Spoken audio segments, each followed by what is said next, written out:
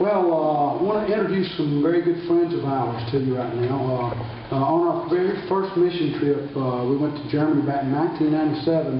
We were there in the city of Bremen, Germany, and we were at the Antioch Baptist Church there in Bremen, and met some very dear people, dear Christian friends. And this was, I don't know if y'all have been married very long, but you were expecting your first child, and who is now 12 years old, and all the children are here with us tonight. But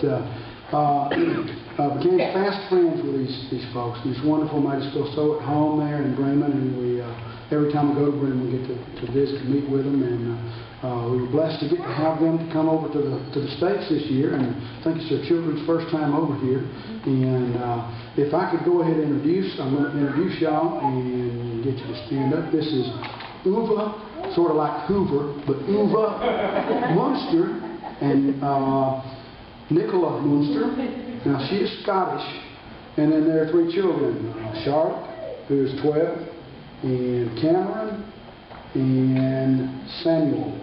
So if y'all would like to make them welcome.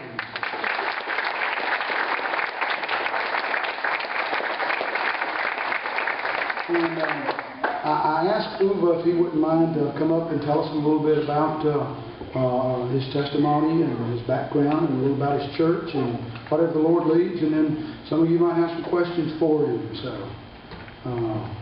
come on ahead, Uwe. How you all doing?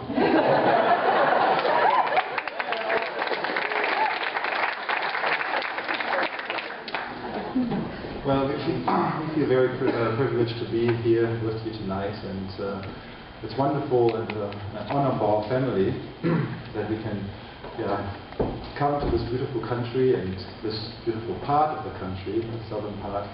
And Johnny, as he already said, we met him first in Bremen, Germany.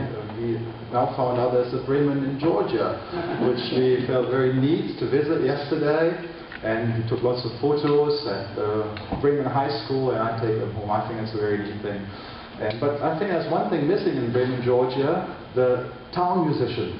The town musicians, maybe you've heard of the Grimm fairy tale, the town musicians of Bremen. Maybe they can one day erect a little statue here in Georgia. Maybe I have to start an initiative. As Johnny already said, Nicola and I, we belong to a congregation. It's an international congregation in Bremen. It's English speaking. I would like to tell you a little bit about that, and also about my personal testimony as a Christian. The Baptists in Germany, the Baptist denomination, is not a big denomination. We only have about 80,000 people, 80,000 Baptist believers in Germany.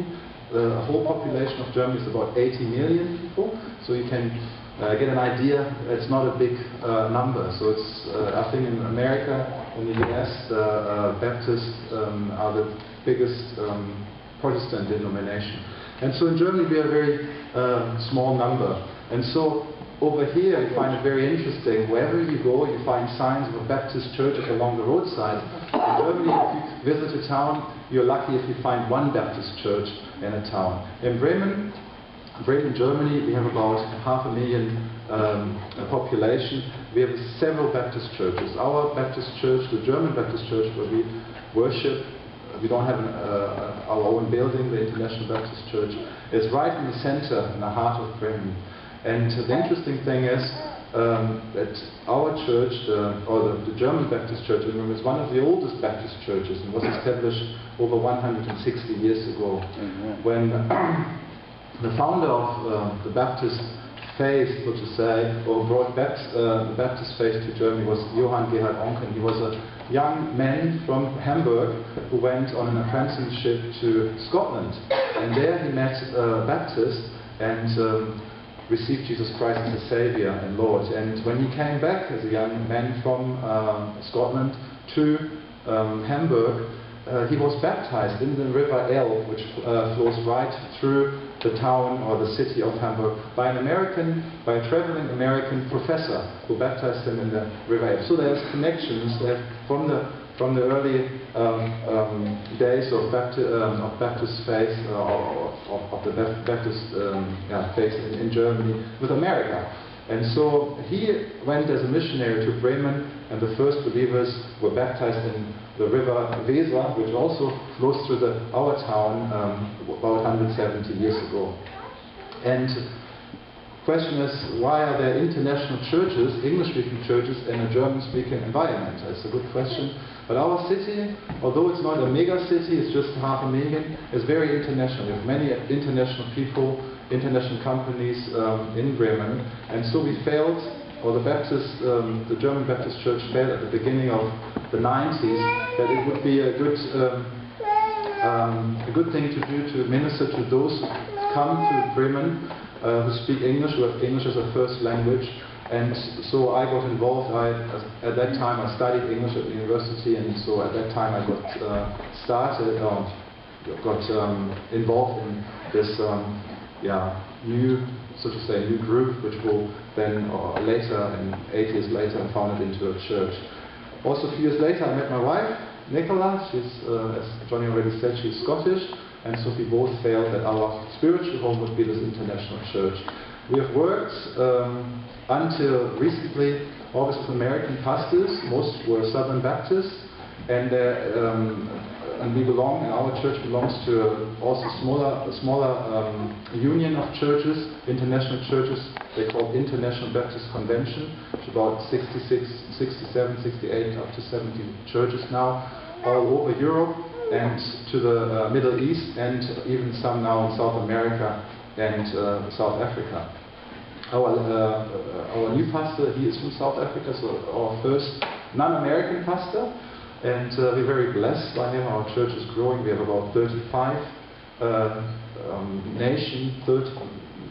Varies. Our church is a very transient church.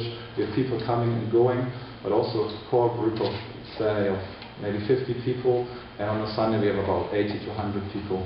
And we have about 30 nationalities present from all over the world, from Asia to South America to North America, Australia, all different places in Europe. And it's really, for me, that's always been an eye-opener being in that church, that God has built His kingdom, or God is building His kingdom all over the globe. And we are just a small witness of that as a church, that in Jesus Christ we can overcome barriers, cultural barriers, ethnic barriers, and we are one in Him.